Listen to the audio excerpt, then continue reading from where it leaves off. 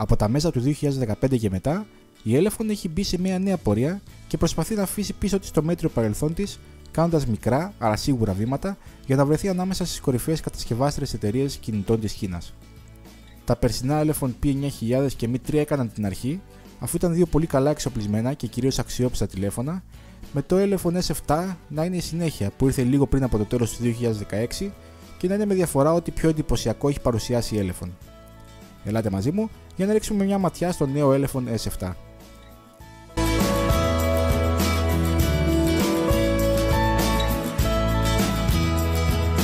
Η πρώτη επαφή με το εξωτερικό του Elephone S7 δεν παρουσιάζει κάτι εξαιρετικό, αφού όλα τα χαρακτηριστικά σημεία που θα κάνουν τη συσκευή να ξεχωρίσει θα τα αντιληφθείτε μόνο αφού το ανοίξετε. Ο μεταλλικός σκελετός είναι η μοναδική μεταλλική επιφάνεια στο S7, αφού η πλάτη είναι καλυμμένη εξ ολοκλήρου από πλαστικό, το οποίο μάλιστα στη μαύρη έκδοση της συσκευής που έχω στα χέρια μου είναι εκνευριστικά γυαλισμένο και τραβάει τις δαχτυλιές σαν μαγνήτης. Πέρα από την κάμερα και το διπλό LED flash που βρίσκονται άκρως διακριτικά τοποθετημένα στην πάνω αριστερή γωνία της συσκευής και το logo της Elephone στο κάτω μέρος, η μία αφαιρούμενη πλάτη του Elephone S7 είναι εντελώς κενή, αφήνοντας άπλωτο χώρο για να φωλιάσουν δεκάδες δαχτυλιές. Εκτός από το μαύρο, το S7 κυκλοφορεί ακόμα σε χρυσό, μπλε και πράσινο, με το τελευταίο να είναι το πιο εντυπωσιακό αλλά και εξαιρετικά δυσέβρετο. Στη δεξιά πλευρά της συσκευής θα βρείτε τα volume buttons αλλά και το κουμπί ενεργοποίησης. Και τα τρία κουμπιά της συσκευής είναι σφιχτά, στην αρχή τουλάχιστον, και με άμεση απόκριση. Το μόνο που θα βρείτε στην αριστερή πλευρά είναι το SIM tray, με μια απλή υποδοχή για SIM και μια υβριδική, η οποία μπορεί να φιλοξενήσει είτε μια δεύτερη SIM είτε μια κάρτα microSD. Η βάση του Elephone S7 κρύβει το ηχείο της συσκευής πίσω από τη δεξιά γρίλια. Ένα ηχείο που περνάει εντελώς απαρατήρητο, αφού πέρα από τη μέτρια έντασή του δεν έχει κάτι άλλο να προσφέρει. Στο κέντρο της βάσης υπάρχει micro USB θύρα, την οποία θα προσθέσω στα αρνητικά, αφού μια συσκευή που θέλει να θεωρείται ναυαρχίδα εταιρείας δεν μπορεί να μην έχει USB Type-C εν έτη 2017. Παρότι η συσκευή έχει πάχος μόλις 7,6 χιλιοστά, η Elephone δεν μπήκε στο τρυπάκι να αφαιρέσει τη θύρα ακουστικών, την οποία θα βρείτε στο πάνω μέρος του S7. Στην πρόσωψη της συσκευής είναι συγκεντρωμένα τα περισσότερα καλά αλλά και κακά σημεία του Elephone S7.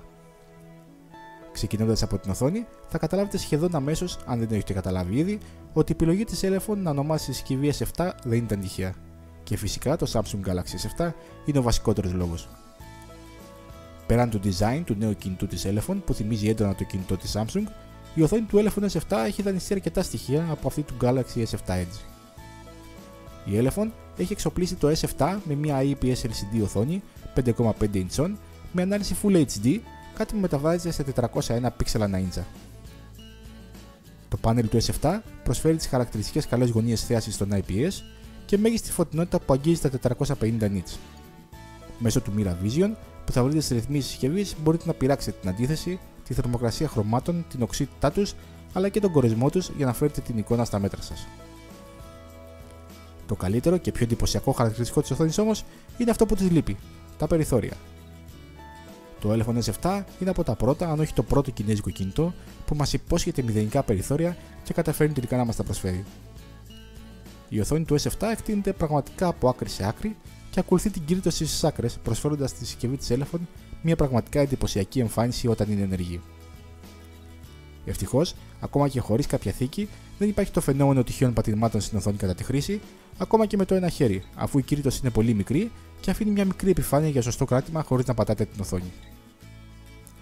Αρκετά μικρά είναι και τα περιθώρια πάνω και κάτω από την οθόνη, κάτι που κρατάει το ύψος της συσκευής χαμηλά.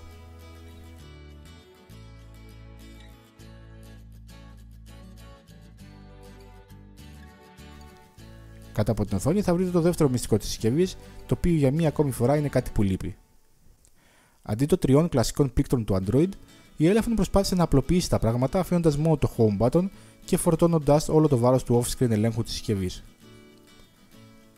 Το κεντρικό κουμπί του Elephone S7 μπορεί να λειτουργήσει είτε ως capacitive πλήκτρο αφής είτε ως φυσικό πλήκτρο, αφού μπορείτε και να το πατήσετε κανονικά, όπως συμβαίνει στο Xiaomi Mi 5 για παράδειγμα. Όπως είπαμε, με αυτό το κουμπί θα πρέπει να μάθετε να τα κάνετε όλα. Ένα απλό άγγιγμα του Home λειτουργεί ως back, ενώ ένα γρήγορο διπλό άγγιγμα οδηγεί στην επιστροφή. Το ίδιο αποτέλεσμα με το διπλό tap έχει και το πάτημα του Home button, το οποίο σας επιστρέφει στην αρχική οθόνη, ενώ το διπλό πάτημα είναι ένα shortcut το οποίο μπορεί να ρυθμίσετε για να πραγματοποιεί όποια ενέργεια θέλετε. Τέλος, το παρατεταμένο πάτημα του Home εμφανίζει τις πρόσφατες εφαρμογές που έχετε ανοίξει. Μπερδευτήκατε? Κι εγώ. Ευτυχώς, η Elephone αποφάσισε σοφά ότι αυτό το κολπάκι δεν θα συγκινήσει πολλούς, οπότε συμπεριέλαβε στο λογισμικό της συσκευής και on-screen buttons, τα οποία μπορείτε να ενεργοποιήσετε μέσα από τις ρυθμίσεις και να ησυχάσετε. Λογικά, μετά από ένα δεκάλεπτο δοκιμής, αυτή είναι και η λύση που θα επιλέξετε. Πίσω από το Home button κρύβεται και ο αισθητήρας δακτυλικών αποτυπωμάτων της συσκευής, ο οποίος είναι μάλλον ο χειρότερος από όσους έχω δοκιμάσει τελευταία. Το fingerprint scanner του S7 θεωρητικά μπορεί να λειτουργήσει και με την οθόνη κλειστή, στην πράξη όμως αυτό σπάνια συμβαίνει. Αυτό δεν είναι και το μοναδικό πρόβλημα. Την ώρα που σε θέμα σωστών αναγνώσεων δεν θα συναντήσετε ιδιαίτερα προβλήματα, χωρίς φυσικά να είναι και αλάνθαστο, το σκάνερ του S7 αποδεικνύεται εξαιρετικά αργό τόσο στην ανάγνωση όσο και στο ξύπνημα της συσκευής σας. Λίγο η μικρή καθυστέρηση και λίγο η τοποθέτησή του με έκαναν να απενεργοποιήσω πολύ σύντομα το κλείδωμα μέσω αποτυπώματος. Στην πλάτη, όπως είπαμε, το μόνο που ξεχωρίζει είναι η κάμερα της συσκευής.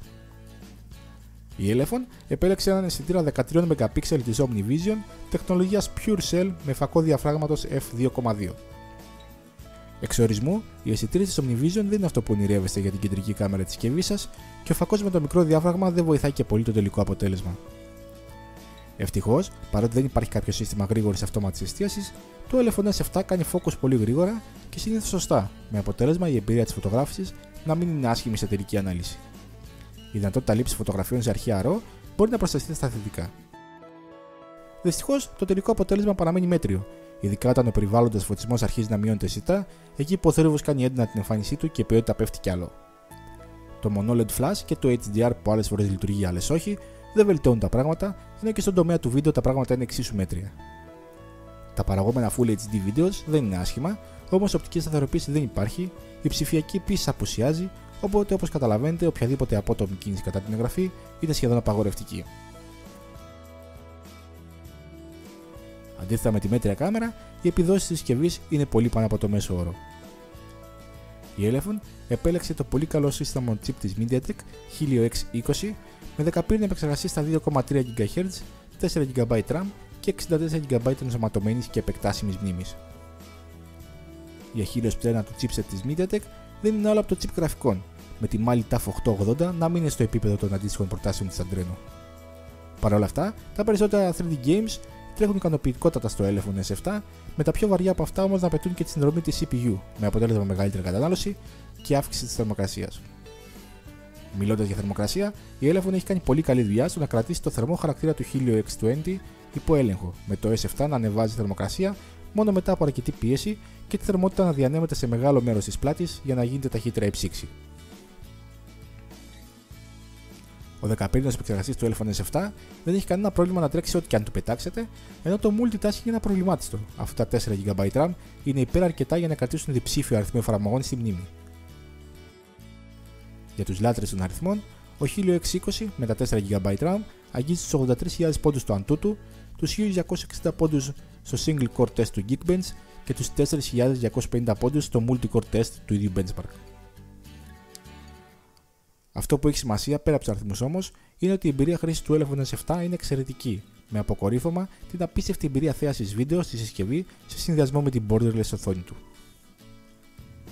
Αν παρόλα αυτά θέλετε λίγα άλογα παραπάνω, στην αγορά υπάρχει και η special έκδοση του S7 με τον Helio X25 αντί του Helio X20.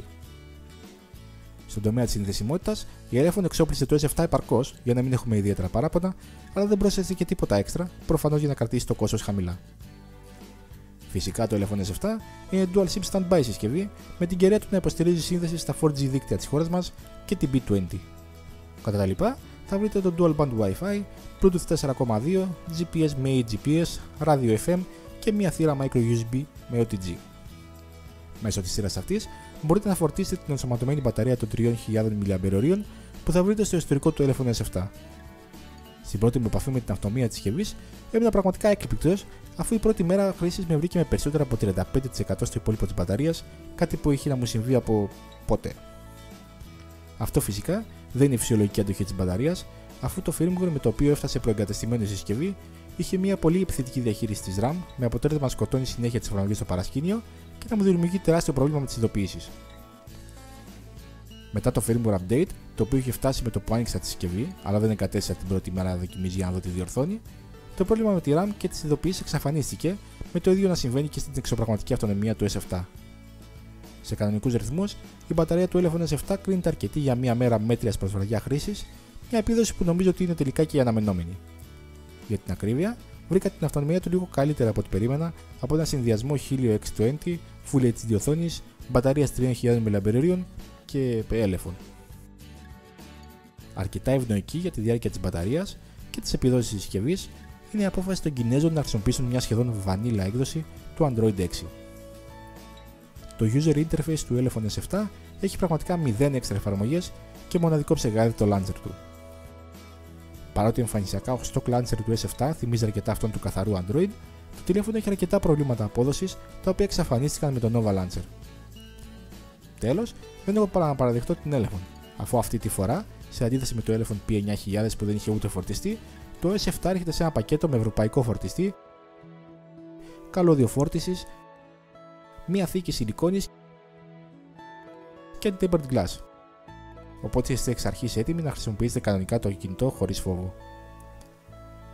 Το Elephone S7 υπάρχει σε stock στα περισσότερα γνωστά καταστήματα, με τη συσκευή να είναι διαθέσιμη σε εκδόσεις από 16 έως 64 GB ROM, με 3 ή 4 GB RAM, ενώ όπως είπαμε υπάρχει και η special έκδοση με τον Helio X25 και τα 4 GB RAM.